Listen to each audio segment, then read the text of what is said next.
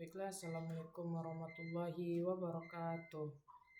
Ketemu lagi dengan saya Ahmad Rolis Kurniawan, yang mana kita di sini akan membahas materi yang berbeda lagi, yang mana kita akan membahas tentang sejarah perkembangan geografi. Sejarah perkembangan geografi terbagi menjadi 3 masa atau 3 fase, yang mana pada masa pertama pada masa abad klasik atau masa kuno, yang kedua pada masa abad pertengahan, dan yang ketiga pada masa modern. Yang pertama, geografi klasik. Pada geografi klasik terbagi menjadi 2 fase. Yang pertama, geografi di zaman Yunani. Pada zaman awal perkembangan ilmu geografi ini timbul karena usaha untuk mengetahui dari mana atau asal-usul dari negeri, serta penduduk yang hidup dari negeri yang pada zaman tersebut. Ada beberapa tokoh pada zaman Yunani ini.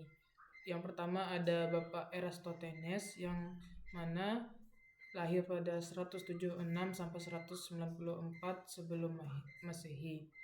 Dia menjelaskan tentang bumi berbentuk seperti bola dengan ukuran-ukuran secara detail. Dengan geografi di zaman yang kedua yaitu di zaman Romawi, yang mana dipelopori oleh Strabo pada 64 sebelum Masehi sampai 20 sebelum Masehi, yang mana dia membuat buku yang berjudul Geographia, di mana isinya berisi uraian tentang dunia beserta isinya pada masa itu.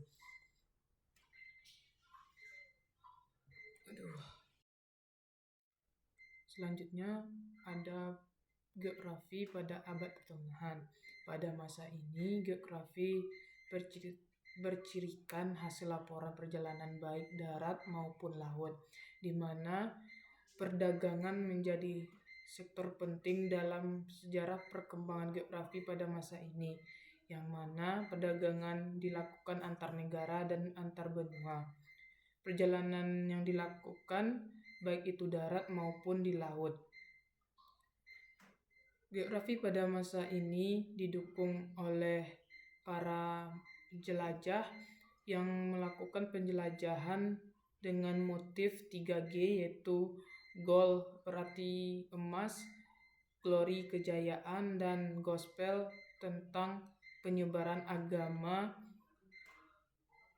tentang penyebaran tokoh pada masa abad pertengahan ini. Contohnya adalah Marco Polo, Bartolomé Dias, Columbus, Amerigo Vespucci, Ferdinand Magelhaens, dan Nicolaus Copernicus, dan banyak tokoh-tokoh terkenal lainnya pada abad ini. Dan tak lupa juga pada para ahli filsafat dari Islam juga berperan penting dalam fase ini.